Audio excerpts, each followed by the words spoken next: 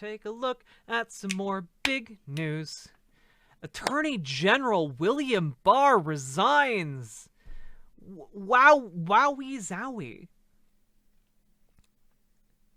Attorney General William Barr on Monday said he would resign next week, ending a tenure in which the president, Donald Trump, loyalist, carried the administration's law and order message, but ultimately dealt the most credible blow to Trump's unfounded claims that the 2020 election was littered with fraud.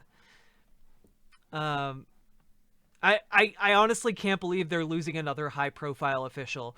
Like, guys, for those of you who don't know, Bill Barr's, like, one of the biggest, like, pro-presidential power people out there, like, in our political sphere, right? Like, as, like, someone who might have previously been kind of fringe, but still within kind of, like, normal politics.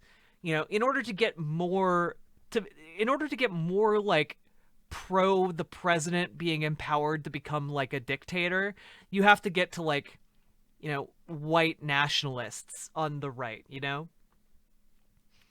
I'm saying that it isn't as deadly. Well, the thing is, Tavino, I've talked with like actual medical doctors on stream who have to watch people die every day from COVID-19. Like, I've talked with them. We've gone over, like, the Jon Snow memo. The Jon Snow memo, by the way, is something you're probably familiar with, the Great Barringer Declaration or whatever. And that's basically a load of bullshit. Like, the entire premise of the Great Barringer Declaration is essentially that we can lift lockdowns if and only if we isolate vulnerable parts of the population. You know who vulnerable parts of the population are? It's like 75% of the United States. Like, it's not something that's fucking doable. And yeah, like, the current path we're on is like millions of people dying. Like, we've currently lost more people to COVID-19 than U.S. troops who died in World War II. Like, would you say that, like, World War II wasn't that deadly? Would you say that World War II wasn't that deadly for the United States? Oh, Great Barrington? Thank you very much. I'm sure I mispronounced it somehow. But, like, I think you'd be hard-pressed to be like, yeah, I mean, we lost 3 times the amount of deaths. World War II was just a common flu. Like, I mean, yeah, we lost 3 times the death toll of Americans in World War I, but I mean, it's not that many people. People who die from COVID already had pre-existing health problems, so basically COVID is the cherry on top. Well, the issue is 75% of the United States has pre-existing health problems. Pre-existing health problems is like, you had diabetes, or you had asthma, or you had, like, a slight heart palpitation. Pre-existing conditions can be pretty much anything. Like, when you're saying this, like, you're casting a really broad net that basically is meaningless, and it's being told to you by people who have no actual medical knowledge. That's why you should talk to actual doctors, like I did. I've had doctors on my show to talk about this, and they're very much in the camp of, like, you're being silly when you say stuff like that.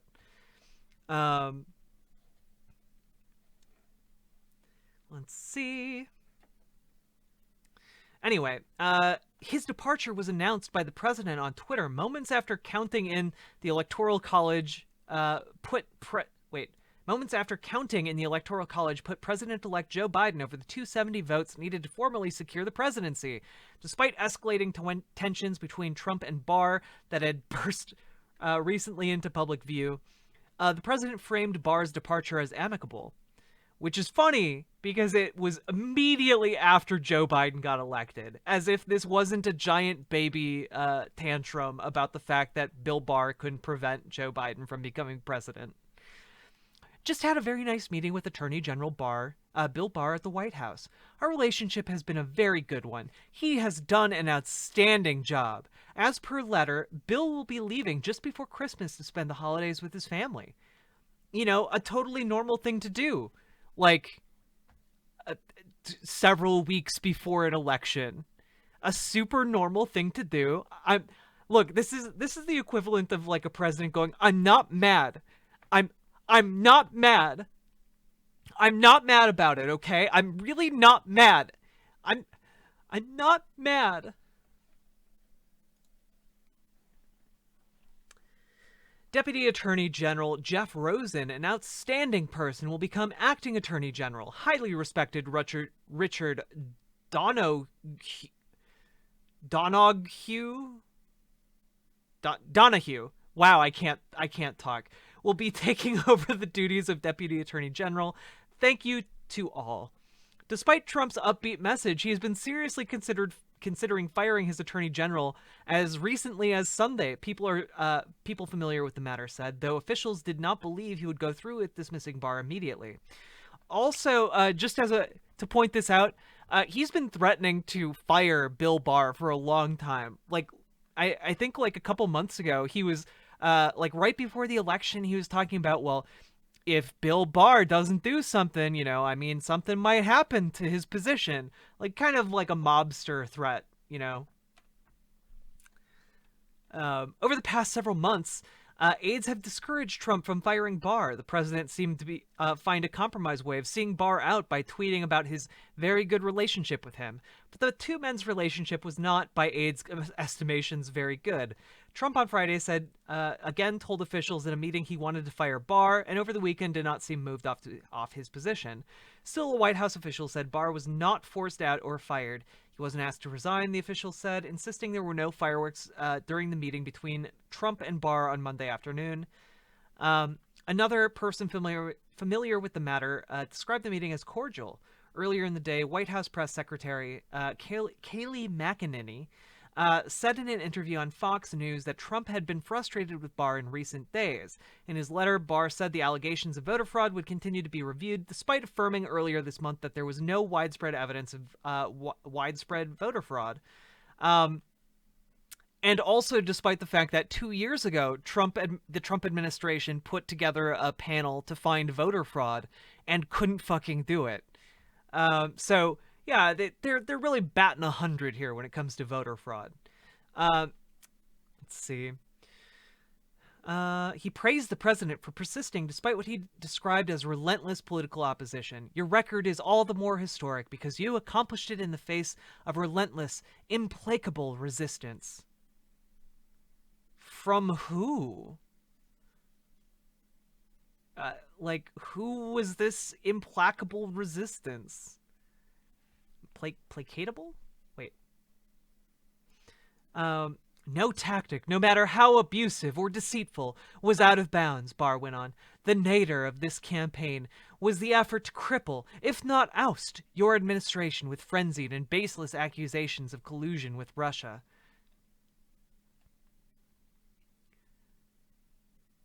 Love this. Yeah. Thank you. Okay, look, I'm a big shoe person, okay? I really, really like shoes. They're some of my favorite things. And specifically I've been looking at these. I haven't seen these yet, but I kind of dig them, and I really like these as well. But beside the point, we don't have to talk about my fashion sense, okay? Let's see. This is a long one that I do not care to read the entirety of.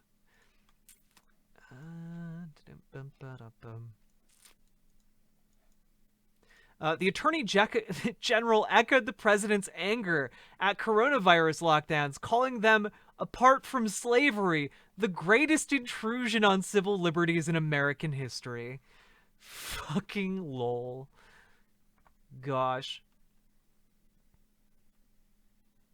Oh, Barr also asked for the Justice Department to take over the president's defense in a defamation lawsuit filed against him by Jean E. Carroll, who accused him of sexual assault. Yeah, super normal things for an administration to do, by the way. They're not normal. It's really weird for the president to use the Justice Department like his own fucking attorneys. Yes, Athena, shoes.